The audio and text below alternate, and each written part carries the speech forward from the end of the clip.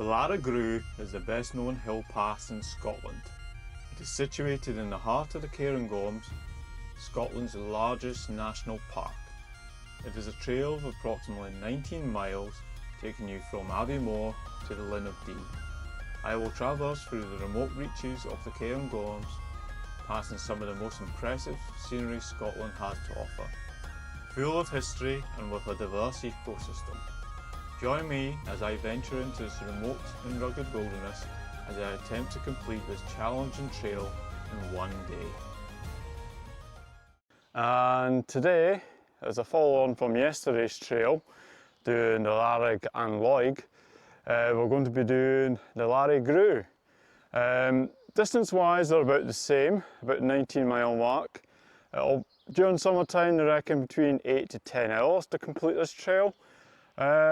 The weather conditions at the moment look fine, knock on wood, so hopefully it'll be better travelling than it was yesterday. So, as most people are aware, the Lairig Ghru is one of the most sort of famous trails, especially in the Cairngorm region. So this is the first time I'm doing it. It's very much the same as yesterday's trail, though I have walked part of it, the northern section, so I do know roughly what to expect. So we'll make a start on it. And we're going to start by walking through the lovely sort of pine forest of the Marble Lodge estate. So we'll catch up a little bit further along the trail, probably heading towards Derry Lodge.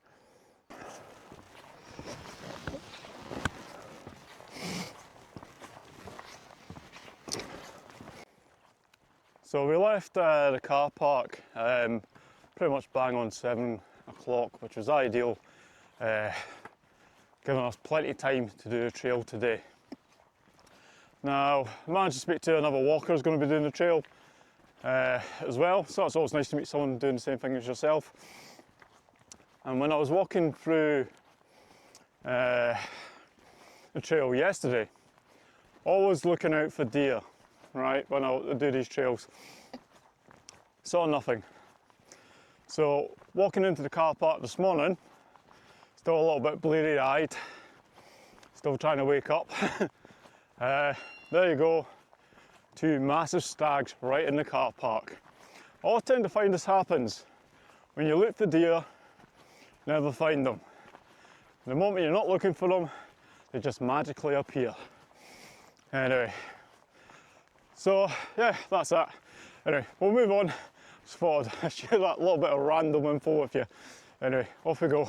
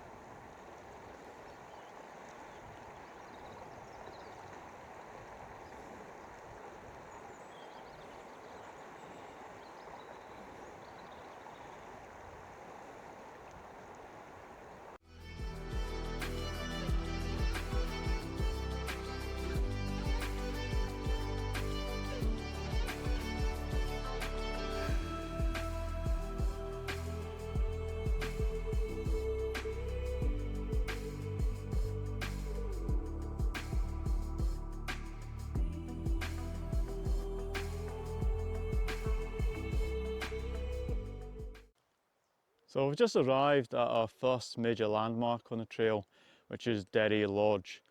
Now, going back probably around about sort of the Victorian era, it was quite fashionable for the wealthy elite of society to head up north and go hunting stags. It was kind of a rite of passage for a lot of people back then. But due to the conservation laws that would come into place and how the estates would then be later managed, this would obviously be, a stop would be put to this. So these sort of buildings throughout the Highlands, a lot of them will remain abandoned. Some have been converted to other uses, but this one, at the moment, as far as I'm aware, nothing's happening with it. If you know more about what's going on in the building, please leave some information in the comments, that would be appreciated. In the surrounding area, there are a multitude of areas where you can get your tent pitched down by the river. If anything, you're spoilt for choice. You could probably get easily 20 plus tents in this location alone. So what we'll do, we're just going to head on the path a little bit further. We're quite overcast in this area because of the trees, but today, with the sun being out, it's turning out to be ideal walking conditions.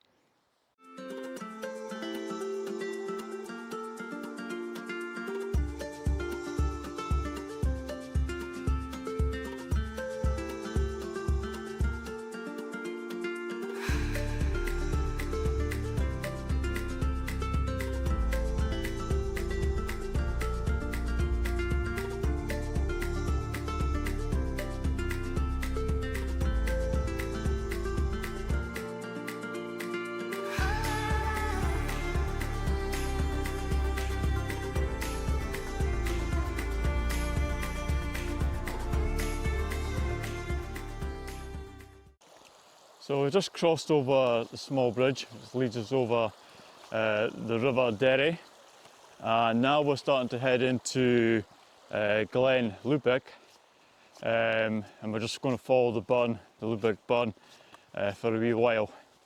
Now immediately you'll see around you, you'll have all these beautiful ancient sort of Scotch pine trees, and it's yeah, it's fabulous scenery in this sort of neck of the woods.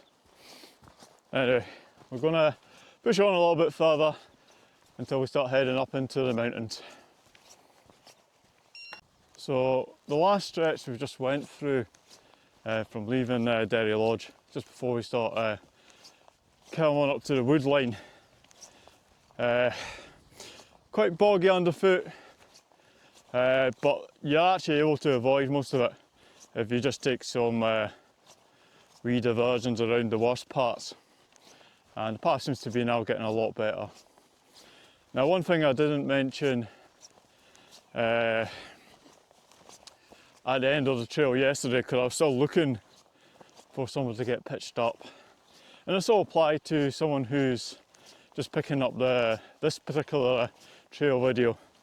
If you're doing it from Aviemore to Linn of Dee car park, and you're looking for someone to pitch, other than where we just passed at Derry Ghru, Derry Lodge, you would have, in the Linn of Dee car park, you just head down towards the river. There's a lot of areas you can get your tent pitched up there. Now at this time of the year, if you're arriving late in the afternoon, it's absolutely dead, so you're going to get peace.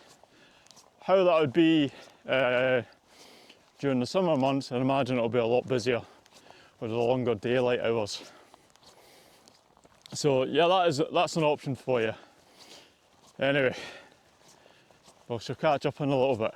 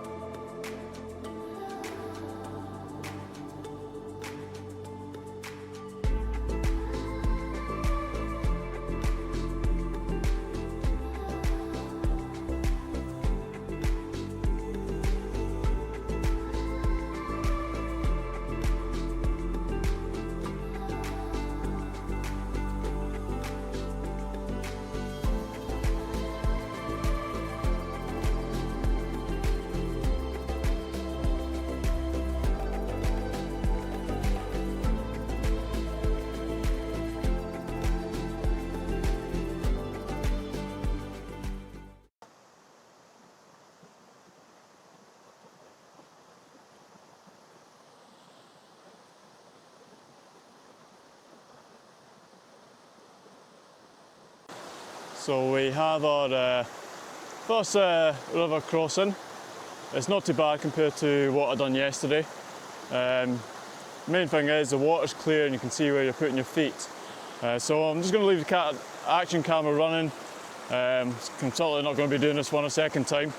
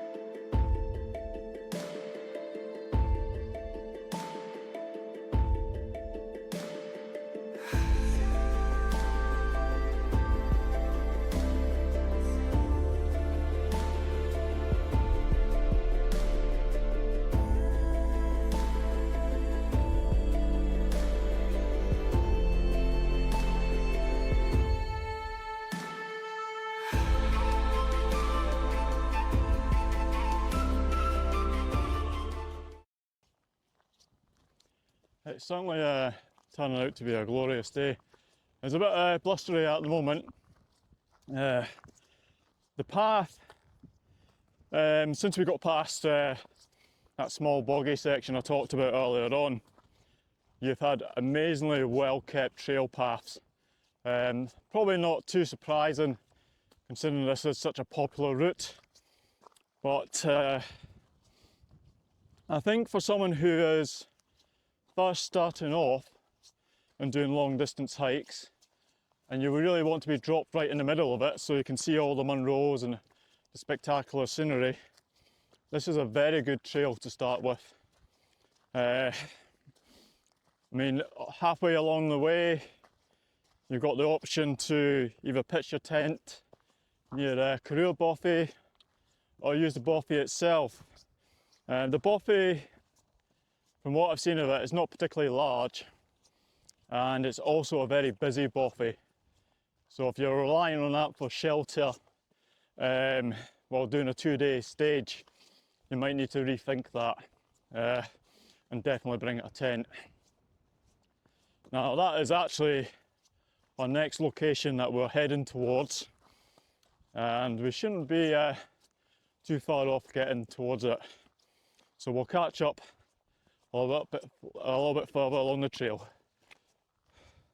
So if we just look to my left, the first Munro we come across is the Devil's Point, sometimes referred to as the Devil's Peak.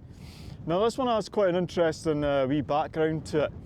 Now when Queen Victoria was coming past here with her entourage, she asked what the name of the particular peak was called, and basically the gamekeepers who were with her at the time didn't want to tell her what the true name of it was called, and let's say it was called the Devil's Member, and you could probably fill out the blank to that, and hence why it has a new name.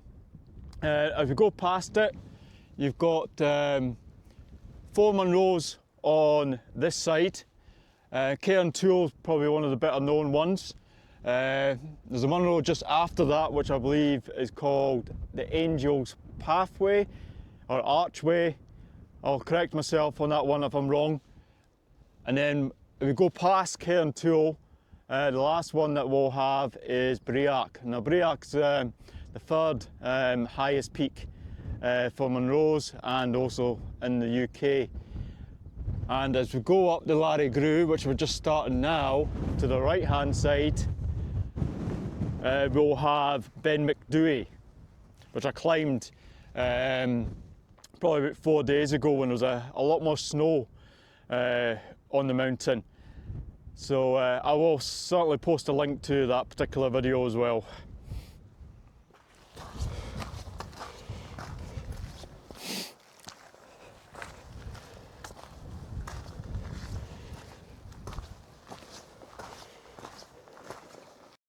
So if we were to head down this particular path here, that would take us down towards Corrour Bothy. I believe there's a small bridge that you can use to cross the river. At the moment, I think you would be able to manage it even without the bridge. So the Bothy lies just below the Devil Point. I've already explained it's quite a busy wee Bothy. I was just speaking to a guy who's actually staying in it over last night, and he said there was about 10 guys in there. And this is the quiet season, so you can imagine peak season how busier that will get. Anyway, we're going to carry along, taking the upper path, and we're going to remain on the Lairig Ghru path. Many people refer to this as the trench. So with that being in mind, this certain red 5 is going to try and stay on target as it heads up the trail.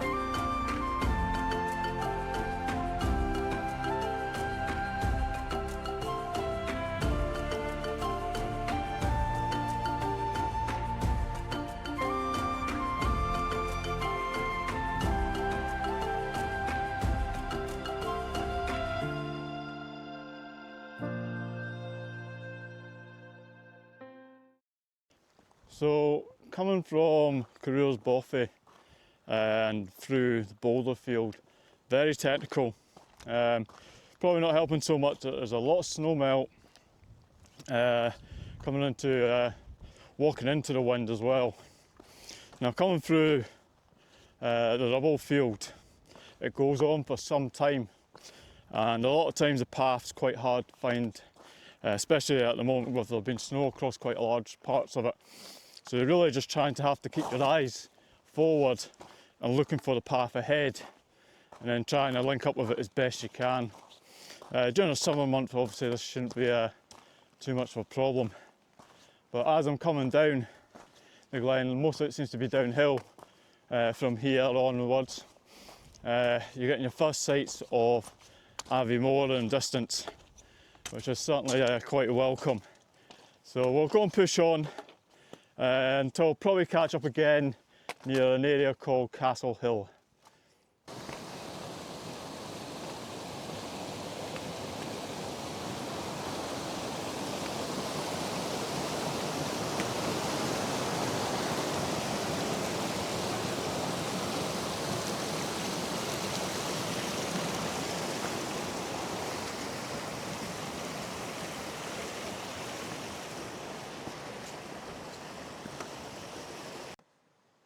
So I found myself taking a very well deserved break after coming through that boulder field.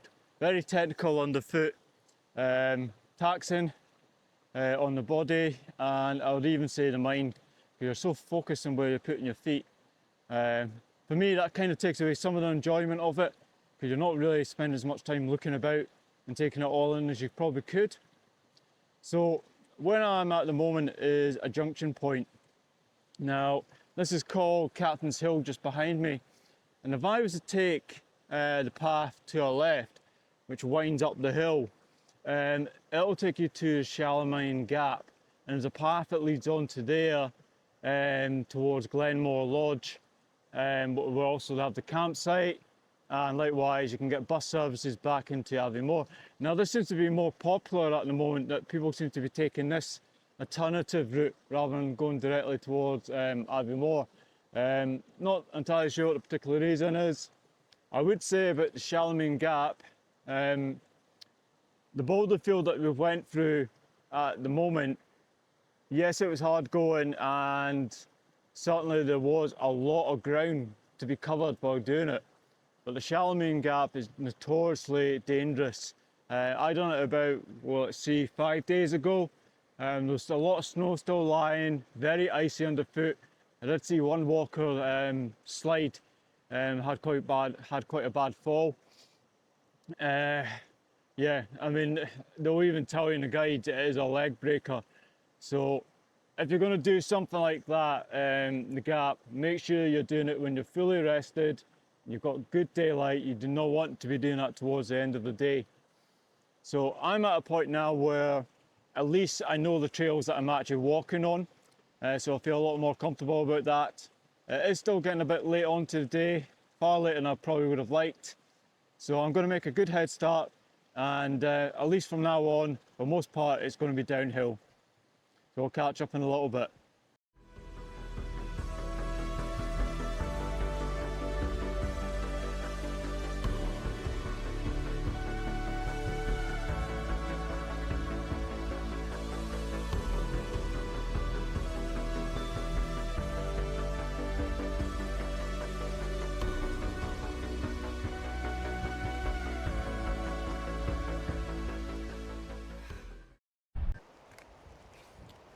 So finally come off the mountainside. I'm starting to descend into the Roffey Marcus estate. The wind's really starting to build up at the moment, so I'm quite glad to actually get into the trees for some shelter. I'll meet a couple other people who are actually heading another way into Lairig Ghru. Yeah, that one will be fun for them. But I'm getting to that point in the trail that I'm thinking very much of getting a shower, sorting out my gear, and then heading into town to get a bar meal and a couple of drinks. I think it'll be quite well deserved. I mean, today has been certainly a push. This has been probably a bit more challenging than I thought, to be honest. I knew the other path that I done, or trail I done yesterday, time-wise, it would take me a lot of time. But yeah, again, with this path, it's more so, it's just the boulder field, very technical. It takes a long time to get through it. But anyway, we shall move, should be able to make fast tracks now as we go through the forest on very well maintained paths, and hopefully finish up round about the back of 5,